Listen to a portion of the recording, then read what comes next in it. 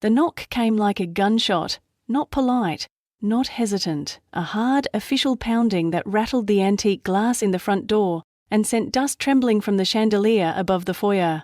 I was standing in the hallway of Rowan Ridge Manor with my grandfather's violin case in my hands when I heard a man's voice cut through the wood. "Federal agents, open the door." My Aunt Maribel's voice shrieked from the study behind me. Papers scraped, a chair toppled, heels pounding toward the back hallway. In that split second, before the door even opened, I knew everything was over. And everything was just beginning.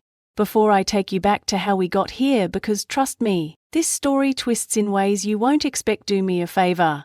If you love real stories about betrayal, quiet revenge, and justice that takes its time, hit the subscribe button now. You don't want to miss what comes next. And when this story hits close to home, drop a comment.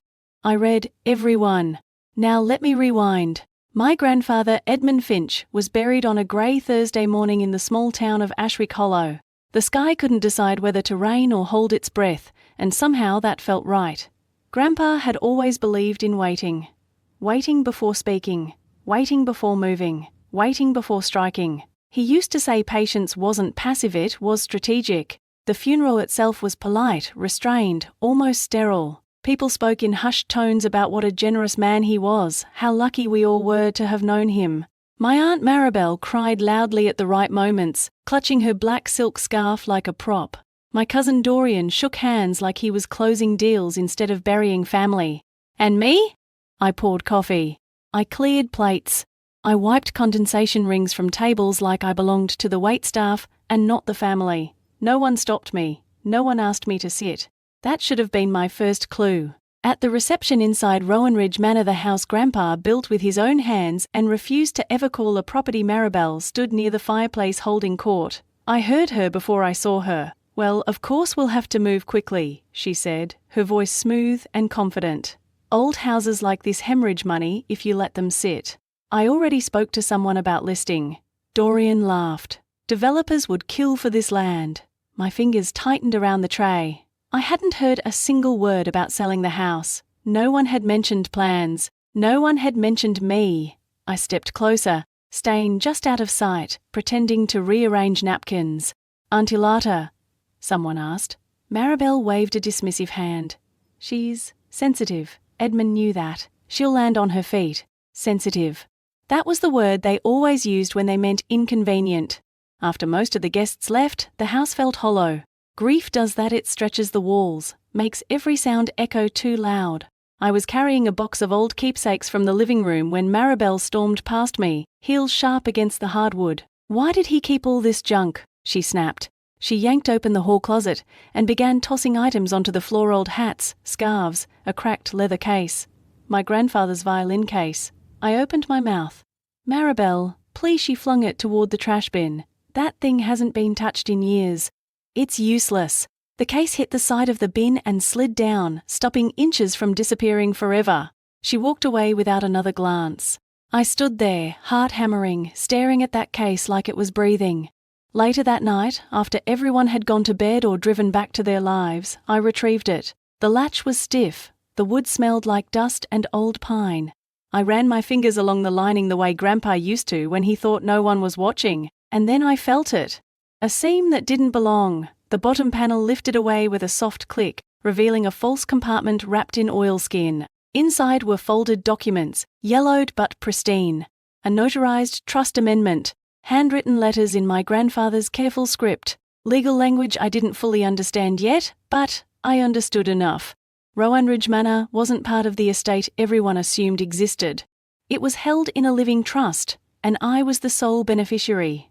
My knees buckled, and I sat on the floor, papers shaking in my hands. Relief surged first, then fear. Because if Maribel and Dorian thought this house was theirs to sell, they wouldn't stop just because the truth existed. They would stop only when forced. Grandpa had known that. One of the letters was addressed to me directly. "Elara," it began, "if you're reading this, then I was right about two things. First, that you'd be overlooked. Second, that you'd be patient enough to survive it." I didn't sleep that night. 2 weeks passed, and the house became a war zone, disguised as family cooperation. Maribel brought contractors through without asking. Dorian paced the phone constantly, whispering numbers and timelines. I listened from doorways and stair landings, invisible by design. That's when I heard about the loan. A bridge loan, Dorian said one afternoon in the study. Private lender. Fast money. Maribel scoffed. Banks ask too many questions. I froze. They were planning to leverage Rowanridge as collateral. Property they didn't own. I called Lydia Crane the next morning, Grandpa's old attorney. She didn't sound surprised when I explained. He anticipated this, she said calmly. There's a contest penalty clause in the trust. Any attempt to challenge your independence through false claims results in forfeiture. What if they try anyway? I asked. They probably will, she replied. And if they do, we let them. That was the hardest part. Waiting. Watching them dig deeper. The petition came a week later. Emergency conservatorship. Filed by Dorian, claiming I was mentally unstable, incapable of managing assets. Attached was a therapist's statement from a doctor. Hale Y had never met. I stared at the paperwork, my chest tight with rage and disbelief. They're trying to erase you, Lydia said gently. This is where patience matters. So I stayed quiet, and they mistook my silence for weakness. Loan day arrived on a Tuesday morning. Maribel dressed like she was attending a gala. Dorian's smile was too wide. They left early, documents tucked neatly into a leather folder. I followed an hour later, violin case under my arm. The office was all glass and steel. Northway Private Lending. Efficient. Cold. I arrived just as Maribel signed the final page. That's when the agents walked in. No shouting. No. Thamar. Just badges and calm voices. Ma'am, we need you to step away from the table. Maribel's pen clattered to the floor. The rest unfolded like a slow exhale. Fraud charges. Forged authority. False filings. Dorian was arrested later that afternoon for perjury related to the conservatorship petition. When the dust settled, Rowanridge was still standing. So was I. 6 months later, the house hums again, not with arguments or greed, but with voices rebuilding lives.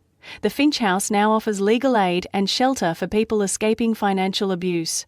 Sometimes I open the violin case and think of Grandpa. He didn't leave me a house. He left me time. If this story moved you, if it reminded you of your own battles with betrayal or silence, hit like, subscribe, and tell me your story in the comments. You're not alone, and sometimes the quiet ones win.